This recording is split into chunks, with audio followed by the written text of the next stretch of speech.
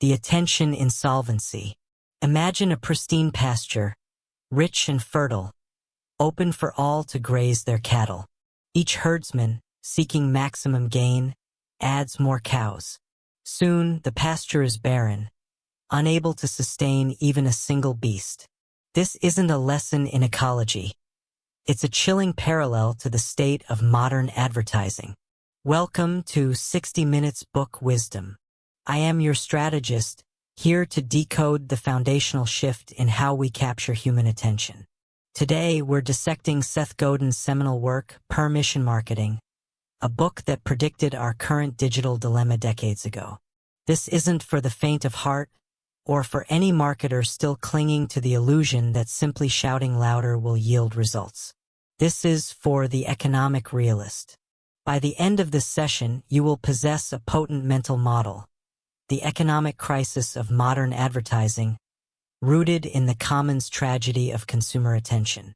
The bleeding neck of declining ad returns is staring every CMO in the face. What was once a predictable, albeit crude, mechanism for market penetration has become a black hole for capital. In the opening sections of Permission Marketing, Godin lays it bare, observing, "For 90 years marketers have relied on one form of advertising almost exclusively. I call it interruption marketing." He continues with stark clarity, "Human beings have a finite amount of attention, and this limitation is now triggering a vicious cycle, catch-22. The more they spend, the less it works. Consider the pre-digital age." The 1911 launch of Crisco by Procter & Gamble serves as a vivid historical case study. Before the cacophony, P&G could dominate a market with what were, by today's standards, intimate societal teas and strategically distributed cookbooks. They cultivated interest, owned the conversation, and built trust, effectively acquiring permission without explicitly asking. This was a low-CAC environment, ripe for the taking. Contrast this with the modern mutual fund industry crisis, exemplified by Dreyfus as highlighted by Godin. Millions are poured into generic, full-page print ads or ubiquitous television spots that yield zero differentiation and an abysmal ROI. This proves that money can no longer unilaterally buy attention in an insolvent market. The digital age, fueled by AI-generated content and an endless scroll of information, has only exacerbated this attention insolvency. The core issue is what we can call the commons tragedy of attention. Imagine consumer attention as that shared pasture. Every marketer, acting rationally in their own self-interest, broadcasts more messages, pushes more notifications, and crafts ever more intrusive campaigns. Each added message, however, pollutes the shared attention space for everyone. What was once a relatively clear signal becomes auditory smog, a visual static so dense that individual messages are lost. The collective action of increasing advertising volume, while individually rational, leads to a collectively suboptimal outcome, a wasteland of ignored messages and wasted ad spend. It's a zero-sum game that has devolved into a negative-sum reality. Now, a legitimate counterargument might posit that innovation in ad tech, hyper-personalization powered by AI, or simply more compelling creative could overcome this clutter. The strongest version of this argument suggests that smarter targeting and superior content will break through, justifying increased spending. After all, if your ad is truly exceptional, it should capture attention, right? The flaw in this Steelman, however, lies in its reliance on an ever-decreasing margin. As Godin explains, marketers have historically responded to this challenge by increasing ad spending, leading to even more clutter. This endless arms race is precisely what creates the tragedy. Even the most brilliant AI-driven personalization, if not explicitly requested, still feels like an interruption. And in a world where everyone is trying to be more compelling, the baseline for what constitutes compelling rises exponentially, driving up costs without a proportional increase in actual engaged attention. It's an illusion of progress, masking a fundamental economic decay. To navigate this new reality, we need an algorithm to calculate your real CAC adjusted for attention inflation.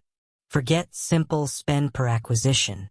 Your real CAC equals direct ad spend plus opportunity cost of consumer annoyance times clutter contribution factor / number of truly engaged customers times attention quality score. Let me unpack this. Asterisk direct ad spend asterisk your traditional campaign costs. Asterisk opportunity cost of consumer annoyance asterisk the intangible cost of alienating potential customers through interruption. What's the value of a lost future relationship because you yelled at them today? This is notoriously hard to quantify but economically significant. Asterisk clutter contribution factor asterisk a multiplier representing how much your own campaign adds to the overall market noise, thus diminishing the effectiveness of all advertising, including your own future efforts. The more generic your interruption, the higher this factor. Asterisk number of truly engaged customers asterisk not just clicks or impressions, but individuals who willingly opt in and demonstrate sustained interest. This is where permission shines. Asterisk attention quality score asterisk a subjective but critical metric from 0 to 1, representing the depth and receptiveness of the attention you receive. A fleeting glance at a banner ad is a 0.05. An eagerly anticipated newsletter from a trusted source might be a 0.9. The old model of simply throwing money at the market is defunct. As Godin prophetically stated, mass marketing is dying. The true arbitrage today isn't in finding cheaper ad space, but in cultivating genuine, anticipated attention. P&G built an empire by buying cheap attention. But what happens when the price of attention outpaces the value of the product? The answer requires a total inversion of the sales funnel. The catch-22 of interruption. Consider the golden age of broadcast, say 1960. A CEO could place 3 strategic TV spots and, with relative certainty, capture the attention of 80% of America. The capital deployed yielded a predictable, robust return on attention. Today, that same CEO faces not just a fragmented media landscape, but a digital landfill where every brand is screaming for recognition. The foundational asset of marketing, consumer attention, is depreciating faster than any physical capital. This phenomenon is what Seth Godin, in his seminal work Permission Marketing, so aptly terms the catch-22 of interruption marketing. For nearly a century, marketers operated on a simple, albeit increasingly flawed, protocol. Interrupt, then persuade. As Godin explains in his opening arguments, for 90 years marketers have relied on one form of advertising almost exclusively. I call it interruption marketing. The idea was to disrupt what people were doing to force engagement. Think of it like a never-ending shouting match in a crowded marketplace. Initially, a louder voice gets noticed. But what happens when everyone decides to shout louder? The clutter curve reveals a stark economic reality. When attention was abundant and media scarce, interruption marketing was a high ROI activity. You could broadcast a message and it would penetrate. But as media channels proliferated, from hundreds of cable channels to millions of websites, and now, the infinite scroll of AI-generated content and social feeds, marketers responded predictably. They spent more. They bought more ad space, created more outrageous or entertaining content, and changed campaigns more frequently. This wasn't innovation, it was desperation. Each additional dollar spent to break through the noise simply added to the noise itself, effectively lowering the return on everyone's attention investment. This creates a vicious cycle. To be heard, you must interrupt more aggressively. But the more aggressively you interrupt, the more desensitized the audience becomes, and the more noise you contribute to the system. As Godin presciently observed even decades ago, catch-22, the more they spend, the less it works. In our current attention economy, Supercharged by AI's ability to generate infinite content, this asset depreciation is accelerating.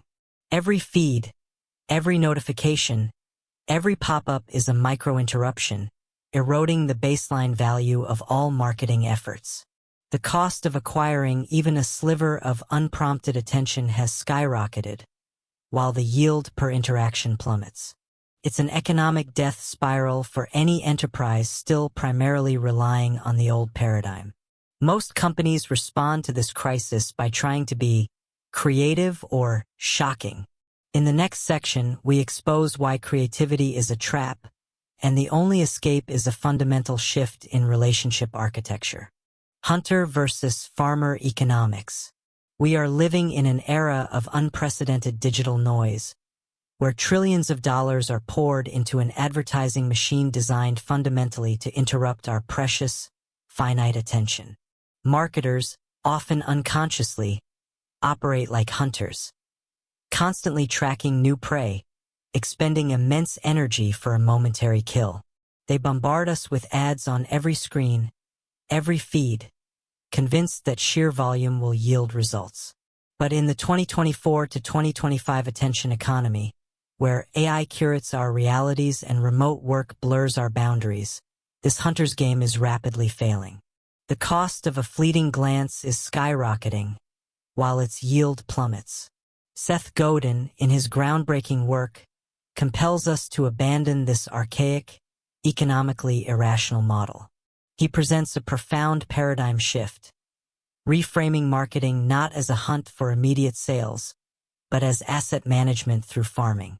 Now, one might steelman the hunter's argument, but quick wins fuel growth. We need immediate sales to justify our budget, to hit quarterly targets. Farming is too slow. The market moves too fast for long-term cultivation.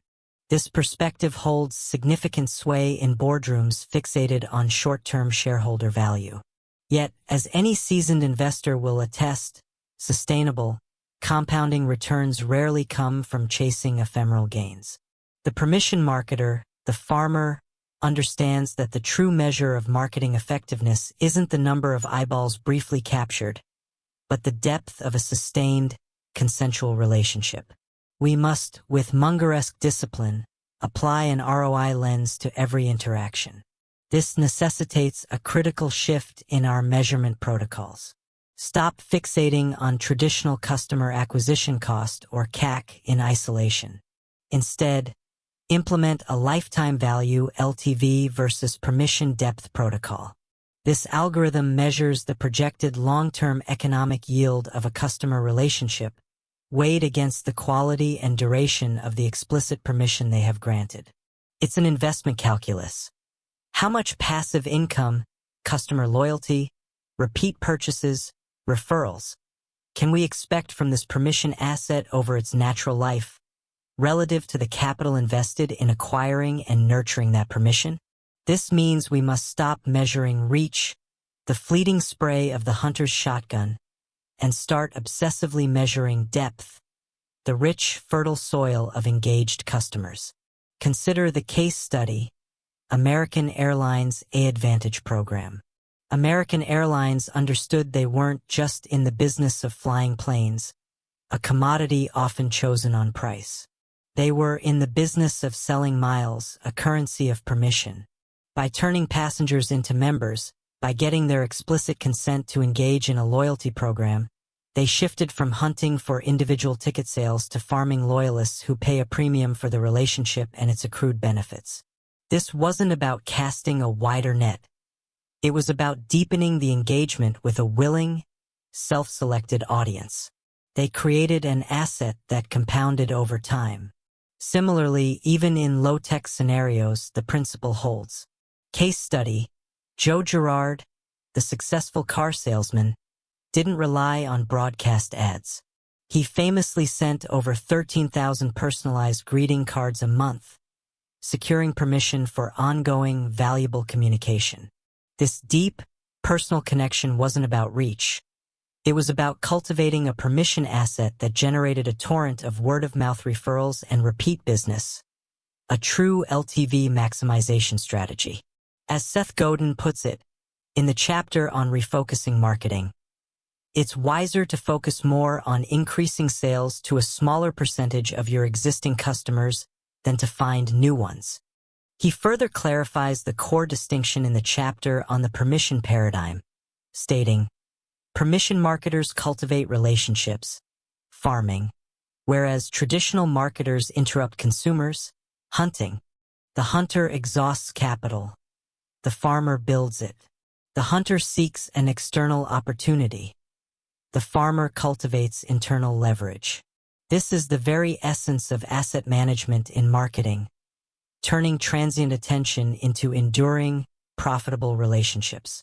It's about optimizing capital allocation for long-term, predictable yield. Farming sounds nice, but it's slow.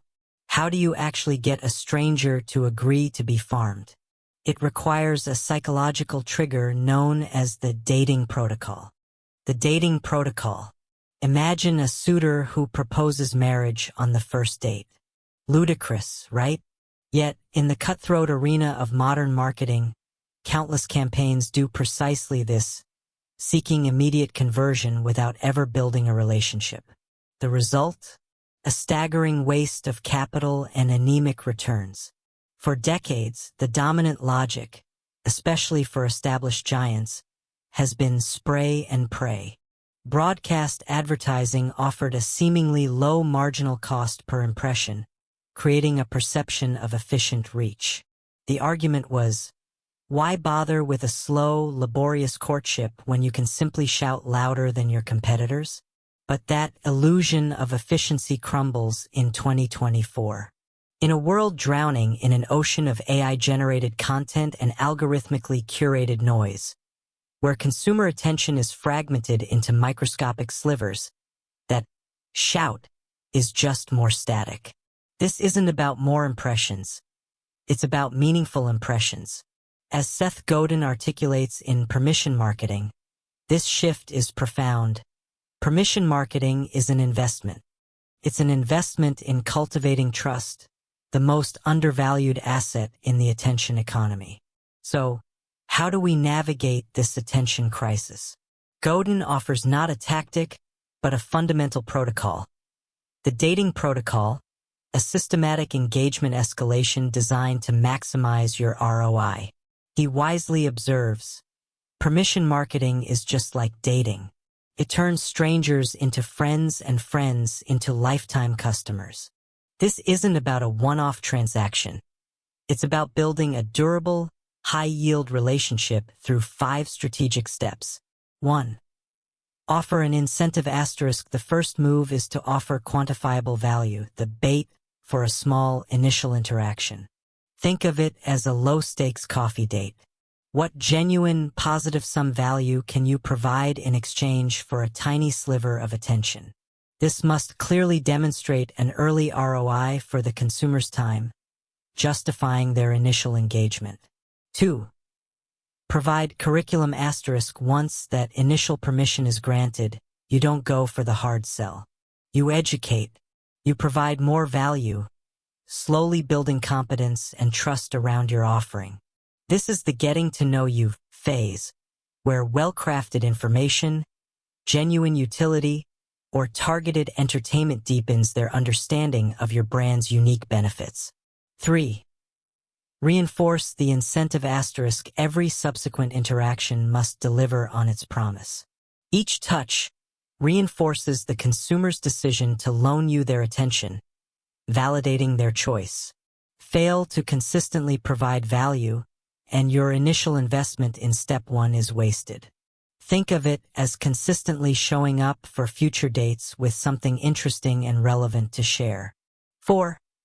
Increase the level of permission asterisk. As trust accrues and value is consistently delivered, you can prudently ask for deeper engagement, more personal data, greater access, or more frequent communication. This is a gradual, deliberate escalation, not an abrupt demand. Each step up this permission ladder unlocks higher potential ROI as the relationship becomes more personalized and, crucially, more relevant to the consumer's evolving needs. 5. Leverage for profits asterisk only after consistently delivering value and building profound trust do you leverage that permission for sustainable, profitable outcomes. This could mean increased share of wallet, successful cross-selling, or introducing premium offerings. It's the strategic harvest after a diligent, patient cultivation period, where the economic returns are a direct consequence of earned loyalty. Remember the fundamental rule. Attention is a loan, not a gift. Consumers are loaning you their most precious, non-renewable asset, their finite attention. Any misuse, irrelevance, or failure to deliver commensurate value constitutes a breach of trust, immediately diminishing your return on that loan. A powerful historical metaphor for this protocol is Scheherazade from 1001 Nights. She didn't try to tell the whole story at once. She traded entertainment for time, specifically the permission to live another day. Permission marketing is the art of trading value for the privilege of the next interaction, not the immediate sale. In the early days of the digital gold rush, companies like AOL understood this economic reality. In his analysis, Godin highlights that AOL has paid as much as $300 to get one new customer. This upfront investment for permission was rational because the lifetime value of a connected customer far exceeded that cost.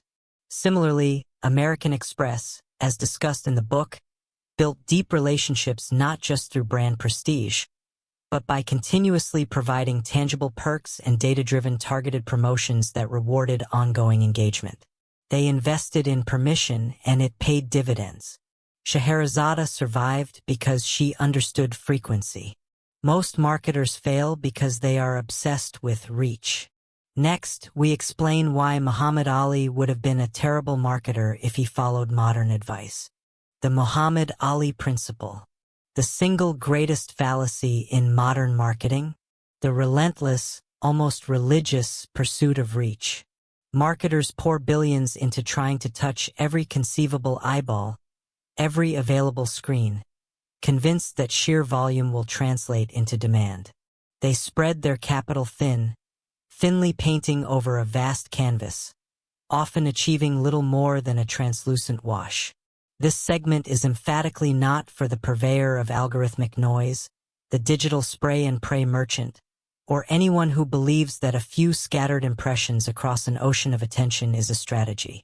This is for the economic realist, the Munger disciple who understands that capital efficiency demands focus. The true calculus for return on investment in the hyper-fragmented attention economy of 2024 to 2025, especially as AI supercharges personalized content and remote work further individualizes consumption patterns, is not about broad reach. It's about dominant frequency within a meticulously chosen niche. Conventional wisdom, often championed by traditional ad agencies, still argues for maximum impressions. We need to hit everyone everywhere, is the battle cry. The logic being, more eyeballs equal more potential customers. In an era where platforms like TikTok and Instagram offer seemingly infinite micro-targeting, the temptation to distribute budget widely for maximum exposure across every demographic bucket is incredibly strong. Surely, a small impact on a large audience is better than a significant impact on a tiny one, right? Wrong. This is where Godin introduces the Muhammad Ali principle. As Godin eloquently states in the chapter discussing the power of frequency, Muhammad Ali did not become heavyweight champion of the world by punching 20 people one time each. No, he became the champ by punching one guy 20 times. This isn't just a clever analogy. It's a stark economic truth. Spreading your budget thin to reach everyone ensures you impact no one meaningfully. You must concentrate fire to break through the trust barrier. The protocol is clear. Narrow the niche until you can afford dominant frequency. This is a capital allocation strategy. Imagine you are a sophisticated crypto fund in a bear market. You don't diversify into 100 speculative altcoins, hoping one rockets. You narrow your focus, investing deeply into a handful of blue-chip projects you understand, projects where your concentrated capital, your dominant frequency of conviction and engagement, can actually move the needle. You're seeking 100% impact on 10 people, not 10% impact on 100 people. You find the smallest viable audience you can own with your messaging, where your communications become an anticipated event, not just another piece of noise. This leads us to the critical concept. Trust is a function of frequency, not quality alone. While quality is the ante to play, it's consistent, relevant appearances that forge the bonds of trust. In the opening sections, Godin elaborates that familiarity is crucial for developing trust, and this entails creating awareness about the brand through advertising. But he immediately qualifies this. Mere exposure is not enough to convert awareness into familiarity and trust. It's the repeated, relevant exposure that does the heavy lifting. In an environment saturated with AI-generated content and increasingly sophisticated deepfakes, authenticity and reliability are paramount. These aren't built in a single brilliant campaign, but through a persistent, value-driven presence. Your company, your brand, becomes a reliable, anticipated presence, much like a trusted colleague in a remote team whose consistent, thoughtful communication builds rapport over daily interactions, far more effectively than a single, high-production, annual corporate video. Once you have the frequency to build trust, you have to move the customer up a ladder. Most stop at the bottom rung. We are going to the top, the intravenous level, the ladder of permission. In the relentless hum of the 2024 attention economy, where every click is monetized and every scroll is contested, businesses often overlook their most valuable, yet invisible, asset. It's not on your balance sheet, it's not in your inventory, and it's certainly not a line item in your M&A prospectus. I'm talking about permission, the explicit, trust-based consent of a consumer to engage with you. Many strategists, stuck in the past, will steelman the old ways. They'll argue. But interruption marketing, with its broad strokes and immediate splash, still works for brand awareness. You can't just wait for customers to raise their hand when you need to drive quarterly numbers. The old ad spend still generates impressions, and impressions lead to sales, however inefficiently. And they're not entirely wrong. In the short term, pure brute force can yield some results. But in a world where AI-generated content is amplifying the noise 1,000-fold, and consumers are more ad-blind than ever, those impressions are becoming mere digital dust, an economic black hole for your marketing budget. Seth Godin, in his seminal work, flips this script entirely. He doesn't just advocate for permission. He provides a framework for classifying its quality, turning a vague concept into a tangible, measurable asset. He gives us the permission ladder, a strategic audit protocol for your customer list, allowing you to categorize your attention capital by its true economic value. Think of it as stress testing your marketing portfolio. Not all permissions are created equal, and understanding their hierarchy is paramount for maximizing your return on engagement. The rung at the very bottom, where value is fleeting, is situation permission. This is granted, temporarily, when a consumer is seeking immediate assistance. As Godin explains in his analysis of the varying degrees of permission, a customer asking a salesperson for help in a store grants you situational permission. It's a low-cost acquisition, but also low-fidelity, ephemeral, and non-scalable. It has minimal residual value. Next, we climb to brand trust permission. This is where a customer's previous positive experiences with your brand lead them to anticipate your communications. They trust your logo, your reputation. This is better, a more consistent form of permission, but still indirect. It's built on a foundation of past performance, yet doesn't guarantee future engagement.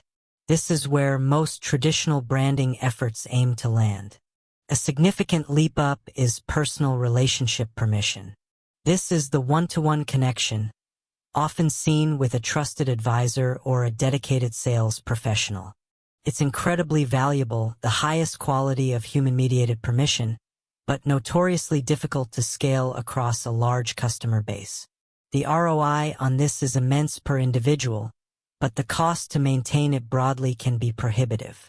As Godin aptly puts it in the chapter detailing the levels of permission, personal relationships in the business world are slow and difficult to make deeper. Then we have points permission. This is where marketers incentivize attention and loyalty through a formalized, scalable system. Think loyalty programs. This is a brilliant economic hack because you are, in essence, buying permission and continuous engagement with a quantifiable reward. In Chapter 6, Godin refers to it. Points are a formalized, scalable approach to attracting and keeping the prospect's attention. It's a strategic investment in cultivating consistent interaction. At the apex, the ultimate goal for any permission marketer is intravenous permission. This is where the consumer grants you the right to make decisions on their behalf, almost automatically, without requiring constant re-engagement. This is the permission that truly prints money. Consider the case study, the Book of the Month Club. They operated at the highest level, intravenous permission. The customer gave them the authority to make a purchasing decision on their behalf. If the customer did nothing, they bought the book. This is the ultimate economic position, frictionless transaction, built on deep, sustained trust. In this hyper-fragmented digital landscape, reaching this level means you've earned a direct channel, bypassing the cacophony. Our strategic protocol is clear. Audit your existing customer base, classify them by these permission levels. Then, implement systematic processes to move at least 20% of your current brand trust and points customers up the ladder towards intravenous status. This isn't just about more sales. It's about building an enduring, high-yield asset that compounds over time. As Godin states when discussing this progression, the goal of the permission marketer is to move consumers up the permission ladder, moving them from strangers to friends to customers. Intravenous permission prints money, but it is fragile. If you abuse it, you don't just lose a sale, you lose the asset. To get there, you need the right bait. The bait mechanism. The modern attention market is a vast, noisy bazaar where every algorithm, every notification, every pixel screams for a fraction of your finite focus. We're awash in data, drowning in content, and yet, paradoxically, genuine, sustained attention has become the most precious and scarce commodity in the digital age. This isn't just about human bandwidth. It's about the economic value of a moment of willingness in a world weaponized for interruption. This book is not for the marketer who still believes in the blunt force trauma of spray-and-pray advertising, or the entrepreneur who thinks the sheer volume of AI-generated content can brute force an audience. That approach in this new attention economy is a guaranteed path to financial hemorrhage. We're here to decode the permission marketing matrix, starting with the bait mechanism. This is the crucible where strangers begin their transformation into customers, driven by a simple, explicit transaction. The core principle is an overt deal. I will give you X if you give me Y attention. This isn't charity. It's an investment with a clear expected return. Consider the protocols Seth Godin outlines for this initial engagement. Protocol. The bait must attract the target, not the masses. Asterisk asterisk. In the chapter dedicated to evaluating a permission marketing program, Godin emphasizes that marketers must identify what draws consumers in with a clear, desirable, and relevant incentive that justifies their attention and privacy. This isn't about attracting anyone and everyone. It's about designing a lure that appeals exclusively to your ideal customer, compelling them to raise their hand in a sea of digital noise. Let's steelman the common counter-argument here. But doesn't offering bait just attract freebie seekers?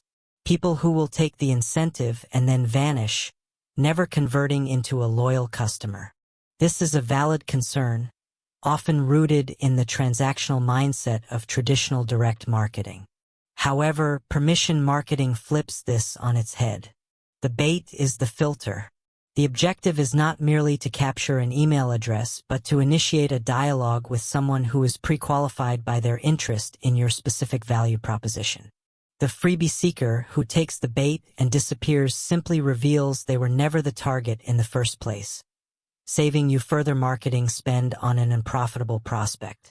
Think of the real case study of Yoyodyne, Seth Godin's own company, in the chapter discussing permission marketing on the web. They ran a promotion for AT&T, offering a chance to win a beach house to college students. The brilliance wasn't the lavish prize. It was the mechanism. To enter and increase their chances, students had to engage with a marketing curriculum. Essentially, they traded their attention and willingness to learn about AT&T's offerings for a chance at the prize. This filtered out non-students and aggregated pure, attentive prospects. They weren't just collecting names. They were collecting engaged prospects willing to learn. The bait was the beach house, but the true prize for AT&T was the high-quality, pre-permissioned attention. This leads us directly to the rule. The cost of the bait is the entry fee for the relationship. Every marketing interaction has a cost. In the traditional interruption model, that cost is often wasted on uninterested parties.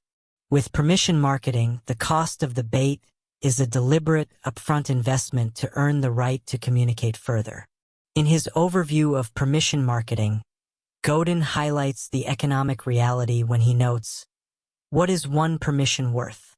According to their annual report, AOL has paid as much as $300 to get one new customer. This isn't just a number. It's a profound statement about the tangible value of a granted permission and the willingness of a strategic enterprise to pay a substantial sum for it.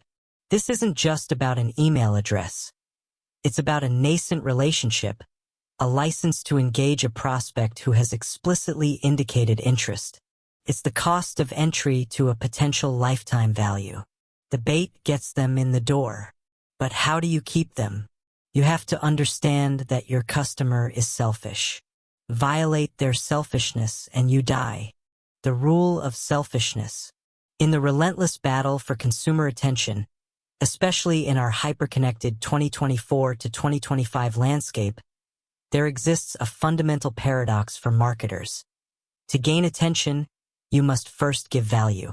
This isn't altruism. It's the bedrock of sustainable economic engagement.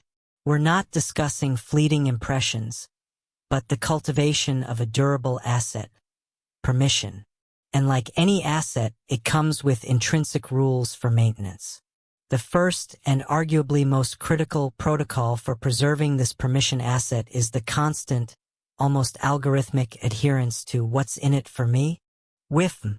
In an age where AI floods every digital channel with content, where remote work blurs personal and professional boundaries, and every scroll offers a new distraction, the consumer's cognitive load is at its maximum. Every piece of communication you send, every digital touchpoint, every notification, must immediately and unequivocally answer that selfish question for the recipient. If it doesn't, it's not just ignored. It actively erodes the permission you've worked to acquire. As Seth Godin incisively states, successful marketing hinges on addressing the consumer's question, "What's in it for me?" It's the fuel that keeps the permission engine running, the implicit ROI calculation a consumer makes in milliseconds before engaging further. Fail this, and you're merely contributing to the noise, not cutting through it. This leads us to the inflexible nature of the permission asset. It is non-transferable. This concept is a direct counter to the seductive allure of big data and AI-driven lookalike audiences. The temptation for marketers, especially those operating under traditional models, is immense. Why painstakingly build a permission base when you can simply acquire vast lists or leverage third-party data to target likely customers? This seems like an efficient path to scale, a Munger-esque easy button for reach.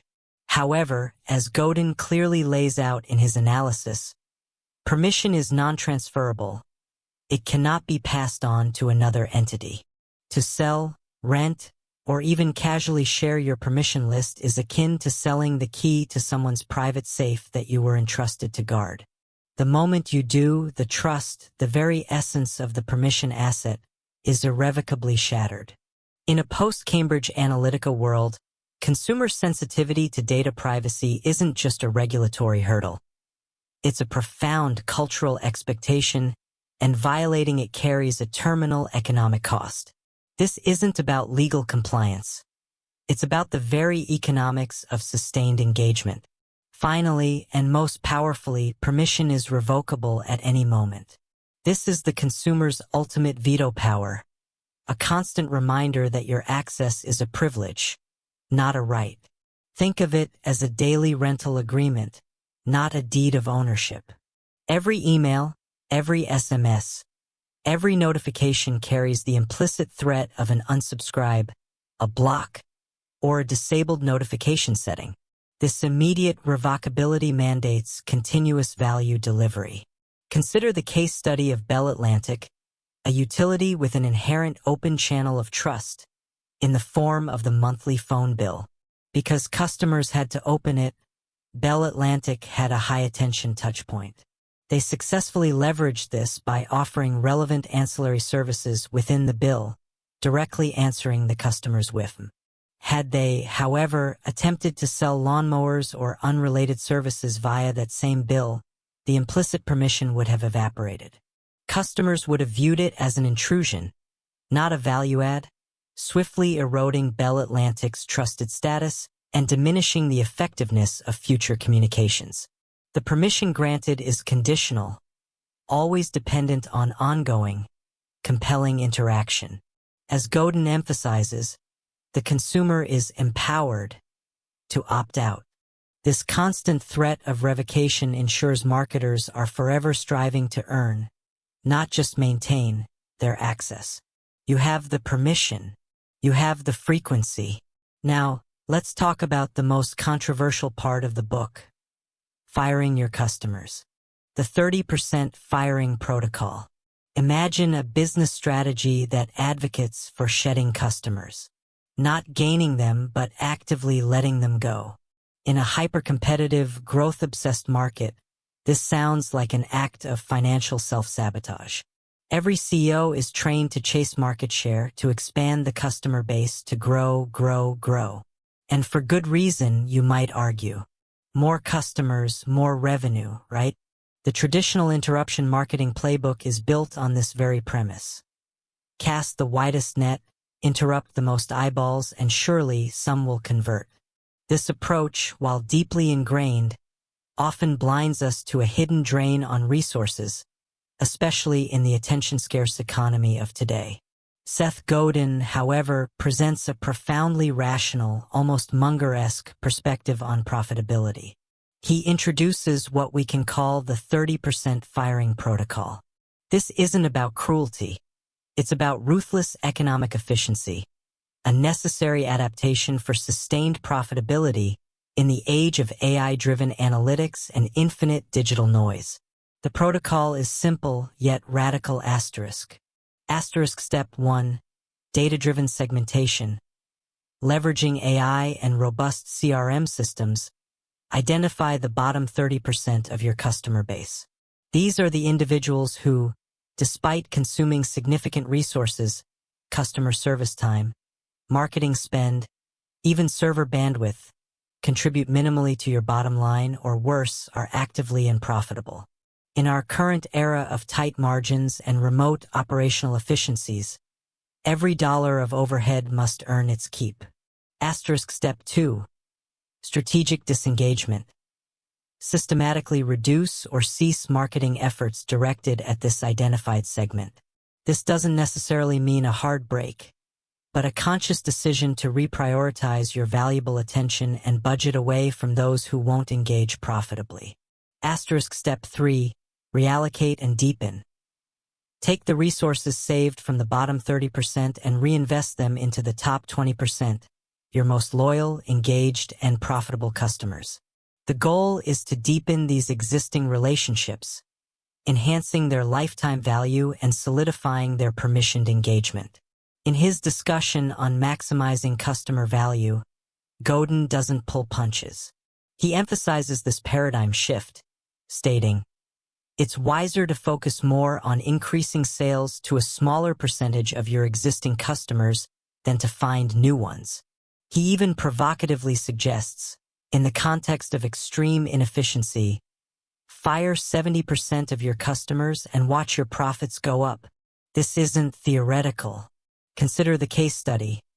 Streamline, the grocery delivery service. In their early days, Streamline realized they simply couldn't serve every household profitably. The logistics of physically driving delivery trucks to low-frequency customers eroded their margins. They had to make a tough choice. They actively fired customers who didn't order weekly, focusing exclusively on those high-frequency, high-value clients. By meticulously cultivating the share of customer rather than blindly chasing market share, they built a sustainable and highly profitable model. This proved that a smaller, deeply engaged list unequivocally beats a massive, shallow one. This strategic shift is akin to a seasoned prospector. Instead of frantically digging 100 new, shallow holes, always hoping for a quick strike, they choose to deepen the well where water has already been found. They invest their energy, time, and capital where the return is proven and the relationship can yield continuous value. This economic lens reveals that not all attention is equal, and not all customers are assets. Some are liabilities. The profound implication here is that in the noisy digital landscape, the most valuable commodity isn't raw reach, but permissioned attention. This leads to a startling realization about the internet. Most people think the web is a broadcast medium like TV. Godin argues it is actually the world's best direct mail machine. The zero marginal cost fallacy. The most seductive fallacy in the digital age is that email is free. The moment we embraced that delusion, we began hemorrhaging one of our most precious, non-renewable resources, human attention. From a purely technical standpoint, yes, the marginal cost of sending one more email is infinitesimally close to zero. The electrons move, the servers hum, and your message is delivered. But this purely engineering perspective ignores the true economic reality of our 2024 attention economy, which has only been exacerbated by the proliferation of AI-generated content. If you believe email is free, you're not just wrong. You're actively engaged in a negative ROI activity. This book, Permission Marketing, is decidedly not for the spray and pray marketer still clinging to the illusion of free reach. Think of it not as a digital billboard you can paint for nothing, but as an endless digital commons of attention. Everyone can shout, everyone can post, everyone can send. The actual cost isn't in making the sound. It's in being heard over the cacophony. When you send an unsolicited email, you're not just adding to the noise. You're actively depreciating your brand's future value by irritating potential customers and squandering the finite attention they possess. As Seth Godin put it, human beings have a finite amount of attention. And, for 90 years, marketers have relied on one form of advertising almost exclusively. I call it interruption marketing. Unsolicited email is merely a digital extension of that failing strategy. So, what is the protocol for true personalization in this attention-starved era? It's not just typing "dear name." That's superficial data insertion, not personalization. We need to implement a concentric circle personalization protocol. 1. Exemplary engagement, outermost circle secure, explicit, low-friction permission. Provide an irresistible initial incentive, a genuinely valuable piece of content, a unique tool, or a clear promise of future utility. 2. Insightful intelligence, middle circle, once permission is granted, actively listen. Collect preferences not just explicitly, but implicitly through observed behavior with transparency and consent. This deep data is your permission asset. 3. Product-level customization, innermost circle. This is the ultimate payoff. Use the gathered insights to actually customize the product or service itself, not just the marketing message. This goes beyond "dear name." It's about "dear name. Here is the exact solution you need, pre-configured based on our understanding of your unique challenges." Consider the paradigm shift embodied by Amazon.com. When Amazon launched, they didn't just sell books. They built a collaborative filtering engine. The now ubiquitous people who bought this, bought that. This wasn't merely a marketing message. It was permission marketing encoded into software. They used the data you gave them, your browsing history, your purchase patterns, to make the store better for you. That profound level of personalization, built directly into the product experience, justified the permission consumers implicitly granted. This aligns with Godin's observation. A completely personalized list of hundreds of thousands or millions of people who want and expect to hear from you on a personal and relevant topic related to purchases. In many cases, it may be the most valuable asset in the company. Amazon understood the ROI of nurturing permission. They built a digital experience that anticipated your needs and evolved with your preferences. This wasn't a cost center. It was a revenue engine. By investing in this deeper behavioral personalization, they created an unparalleled competitive moat. Amazon won because they treated data as a privilege. But there is a new threat on the horizon that Godin hinted at, which is now taking over: the AI gatekeeper. The AI gatekeeper transition. A digital moat is being constructed around every consumer. Not by their choice, but by necessity. This isn't a dystopian fantasy. It's the inevitable response to what Seth Godin, in permission marketing, identified as the attention crisis. In the chapter on the marketing crisis, he states it plainly: "You're not paying attention. Nobody is." Now, in 2025, nothing is paying attention unless explicitly instructed. The rise of sophisticated AI agents isn't merely optimizing traditional marketing. It's erecting an insurmountable barrier against its core mechanic: interruption. Think of these AI agents as your personal digital concierges, meticulously filtering every scrap of information, every offer, every communication, purely based on your declared interests and explicit permissions. They are the ultimate gatekeepers, making decisions on your behalf to save the one true scarce resource in the digital age: your time and, by extension, your mental bandwidth.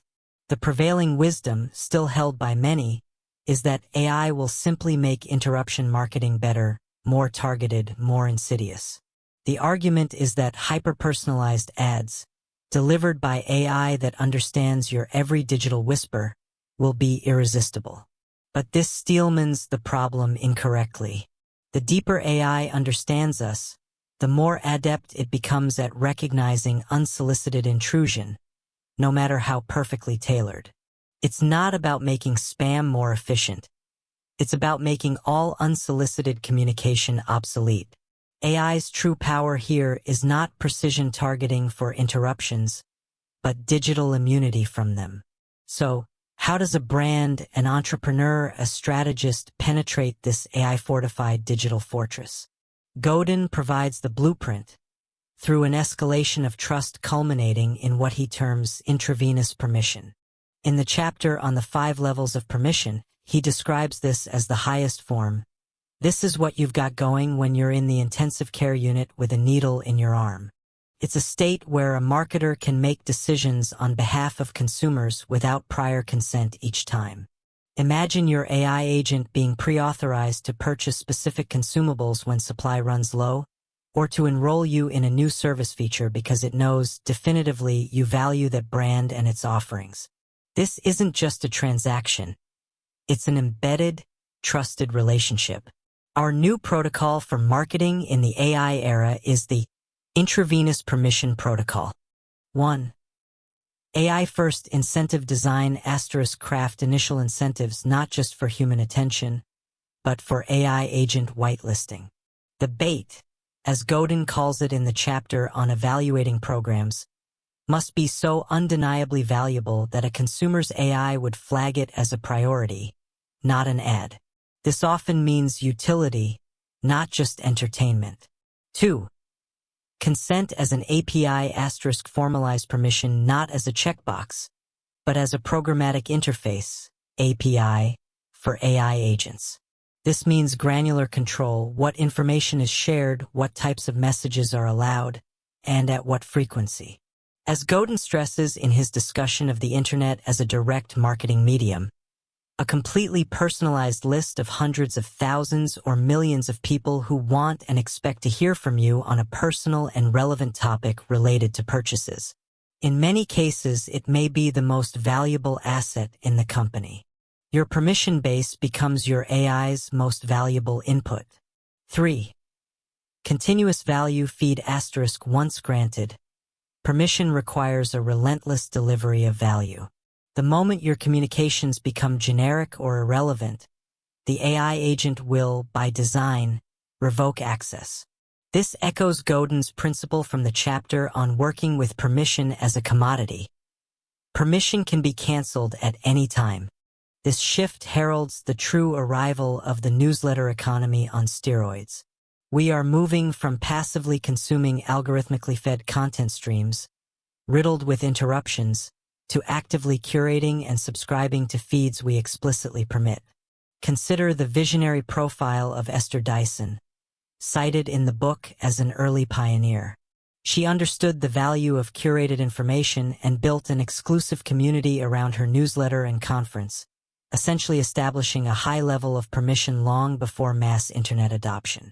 Today, as AI generates infinite content, Dyson's prescience is stark. We are moving to a world where you don't market solely to humans. You market to their AI assistants, their digital gatekeepers. Only brands that have earned and meticulously maintained intravenous permission will be consistently whitelisted to appear in these highly selective, attention-protected feeds. Every other message becomes digital dust, swept away by the omnipresent AI filter. We have covered the theory, the examples, and the future. Now, we must ask the final question. Is this strategy for everyone? The answer is a hard no. The commodity trap. You're selling salt, or perhaps gasoline. Do you really need to date your customer? The matrix of marketing, often presented as a universal playbook, hides a critical truth. Permission marketing, for all its power, is not for everyone. Misapplying this strategy is not just inefficient. It's a direct path to economic waste. This book, in its essence, is not for the purveyor of pure commodities.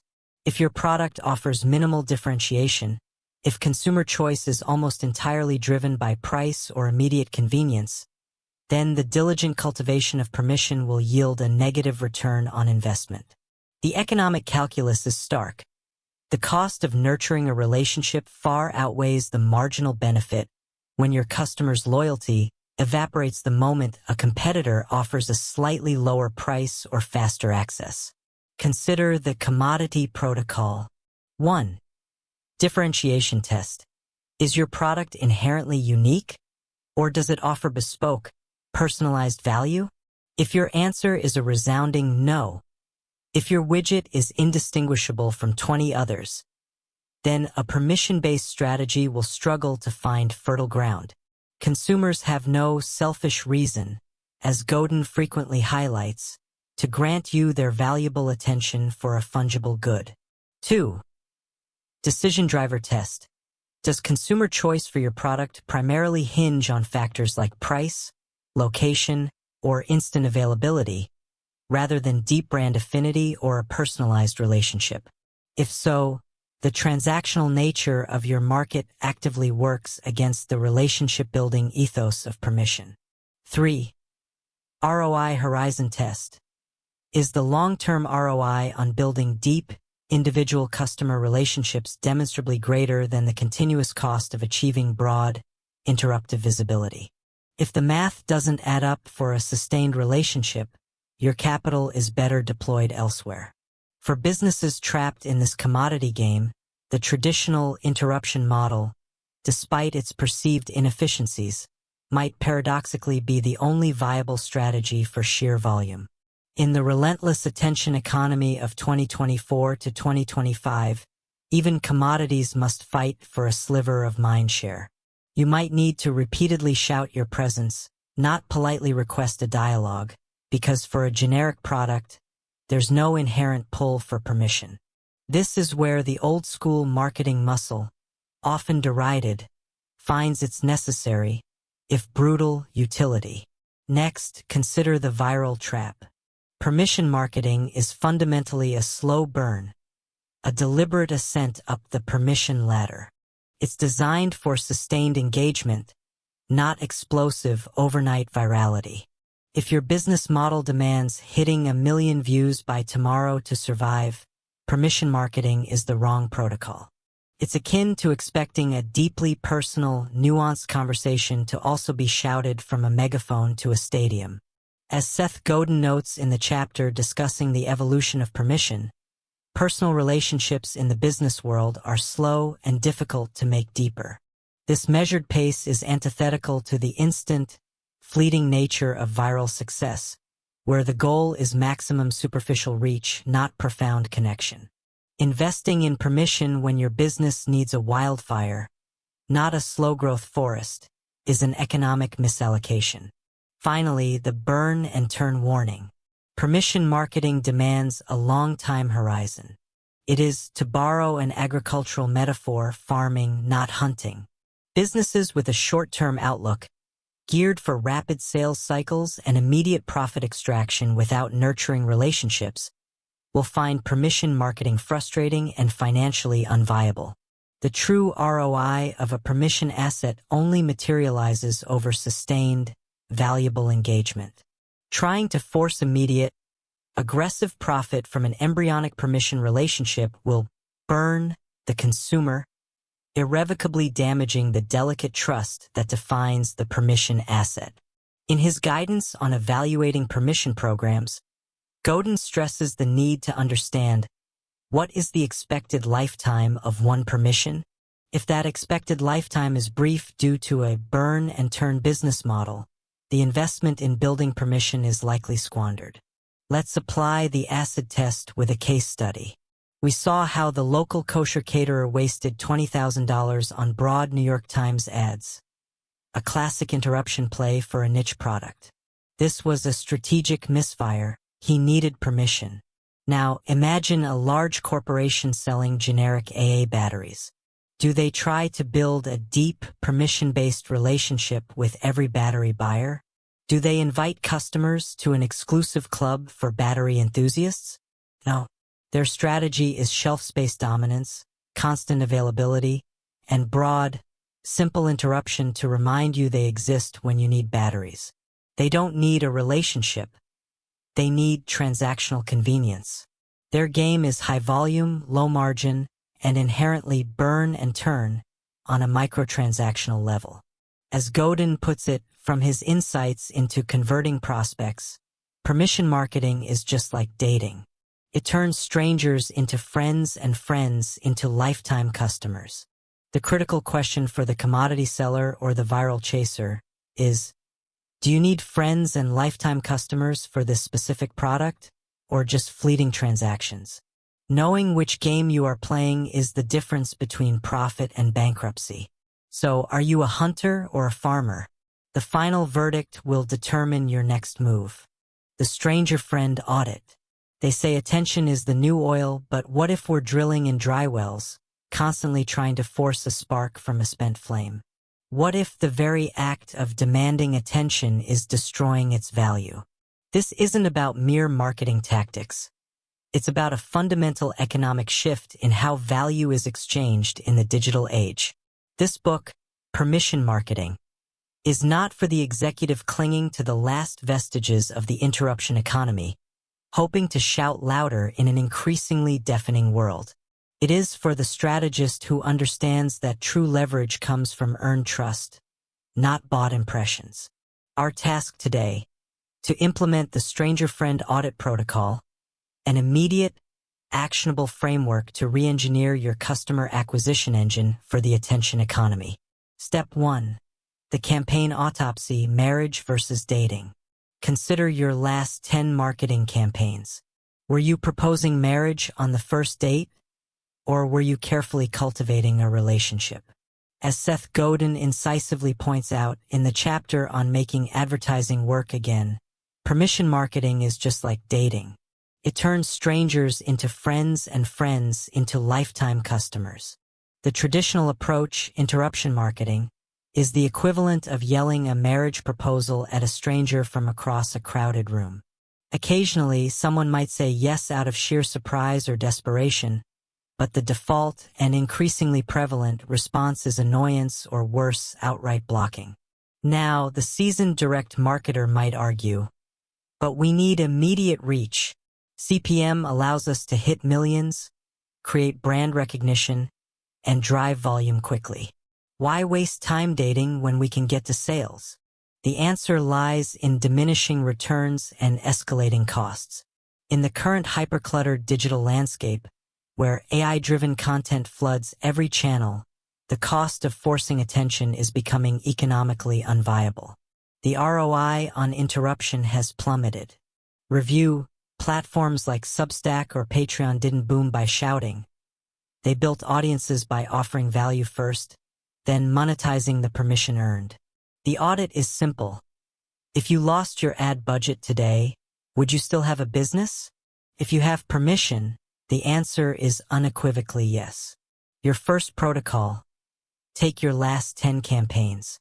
Assign each a dating score, 1 to 10, 1 being a blind, aggressive proposal, 10 being a thoughtful, value-first interaction. Tally these scores. A low average reveals an inherent economic vulnerability. This audit leads us directly to crafting the first principle of permission: irresistible value. But how do you design an offering so compelling, so intrinsically valuable, that people volunteer their attention? Step 2. Engineering irresistible bait. The next step in your audit is to examine the bait you offer. This isn't about generic lead magnets. It's about an asset designed to solve a very specific problem for a very specific persona, acting as a gateway to earn trust. Think of it not as a hook for random fish, but as a meticulously crafted net for a species you deeply understand. In an era brimming with free information, from generative AI to countless online tutorials, your bait must transcend mere data. It must offer unique insight, a shortcut, or a personalized solution that the recipient anticipates and values. Remember the Crisco case study from the early chapters? Procter & Gamble didn't just advertise. They offered free cookbooks that genuinely educated and provided value to homemakers, earning their initial permission and trust before any direct sales pitch. This wasn't a trick. It was a value exchange. As Godin aptly states in his discussion of core permission concepts, powerful advertising is anticipated, personal, and relevant. Many marketers fall into the trap of offering free trials or download our white paper without understanding the specific problem they're solving for the user in that precise moment. They believe any freebie is good bait. Generic bait attracts generic interest, which translates to low-quality permissions and wasted resources. The key is specificity. What microproblem can your bait solve that immediately builds credibility and hints at further, deeper value? Is it a personalized AI diagnostic? A bespoke workflow template for remote teams? A localized crypto tax guide? Design it to be so useful, so perfectly targeted, that the prospect feels compelled to opt in, recognizing an immediate return on their attention. Now that we've audited our approach to initial engagement, how do we measure the true economic impact of this new paradigm? moving beyond superficial metrics. Step 3. The metric revolution, from CPM to CPL. The third, and arguably most crucial step in our audit involves a radical reevaluation of your measurement framework. The old guard measures CPM, cost per thousand impressions, a relic of the broadcast era, focused on broad, untargeted reach. This is like casting an expensive, wide net into the ocean, hoping to catch something. Our protocol demands a shift to CPL, cost per permission. This metric explicitly values the earned consent of a prospect to engage in an ongoing dialogue. It transforms your marketing budget from a spend on fleeting attention to an investment in a tangible asset, a permission-based relationship. If CPM is the cost of throwing 1,000 seeds indiscriminately into a field, hoping some take root by chance, then CPL is the cost of carefully planting a single, high-quality sapling in fertile ground, knowing it has a high probability of bearing fruit.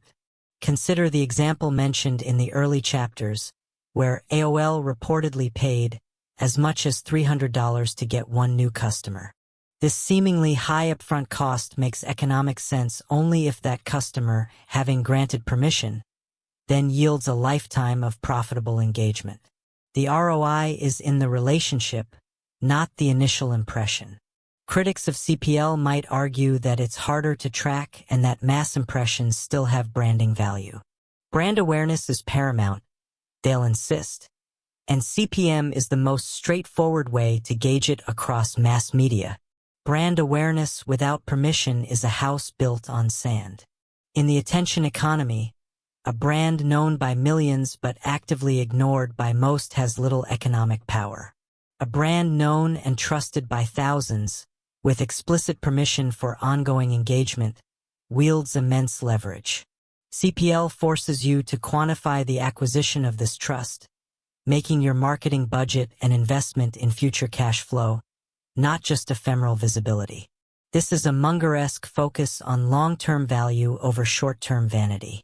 Calculate your average CPL across your permission-based initiatives. Compare this to the effective cost of converting an interruption-sourced lead. The difference is the economic argument for the permission revolution. The era of buying attention is over. The era of earning it has begun. Here is the final verdict. Equity in attention. The digital landscape of 2024 is not merely noisy. It's a hyper-saturated cacophony, a testament to what Seth Godin calls the attention crisis in the opening chapters of permission marketing. With generative AI flooding every channel with perfectly optimized, yet utterly generic, content, the old marketing playbook isn't just ineffective, it's actively self-destructive. The paradox? What was once perceived as the riskier, slower path of building permission is now the most robust, economically viable strategy for the long haul. The safe bet of mass interruption is crumbling under its own weight. To Steelman, the traditionalist's argument, one might say, but reach matters. You need to hit as many eyeballs as possible to scale. Why waste time on individual permissions when a viral ad can capture millions overnight?